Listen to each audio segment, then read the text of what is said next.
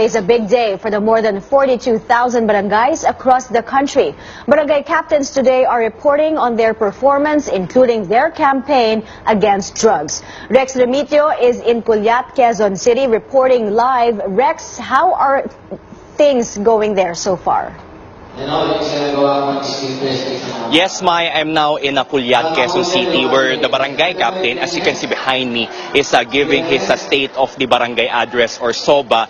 This is like the President's State of the Nation address, but on a localized level. The barangay, which is the basic political unit of the Philippine government. This is also part of the Barangay Assembly Day, which is being held twice a year across the country. And this is also in compliance with the provisions of the Local Government Code of 1991. Under the SOBA, they have to tell their kabarangays what they have done for the past year and their upcoming plans and programs. Also, they have to report on the revenues and expenses. But what's different this time is they're also including a report on their campaign against illegal drugs, criminality, and corruption. The Philippine Drug Enforcement Agency considers the barangay as one of the hotspots of illegal drug trade in Metro Manila. PIDEA labels the barangay as seriously affected, the highest degree on how a barangay is infested by illegal drugs. PIDEA data also reports 92% or 9 of 10 barangays in Metro Manila are affected by drugs. Earlier, we talked to Barangay Captain Vic Bernardo before his State of the Nation address. Bernardo says with the help of President Duterte's war on drugs, barangays are making strides, though gradually in curbing the drug trade.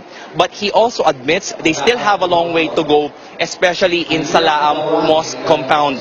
In fact, a member of Abu Sayyaf and dozens of drug users were nabbed in a series of raids in the compound in September 2016.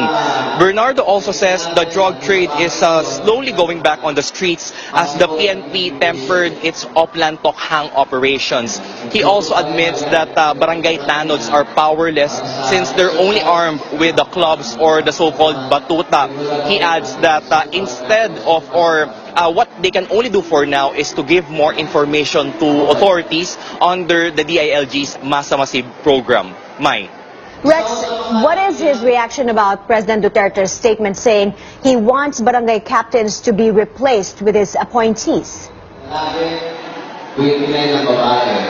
Yes, Mai, although critics say this is not possible under the law since existing laws do not provide some provisions on the appointment of an officer in charge by the President or the Interior Secretary. He says if they're going to be replaced, it must undergo the democratic process through the barangay elections. And he also says that instead of replacing them altogether, he says the President should instead file cases against erring barangay captains.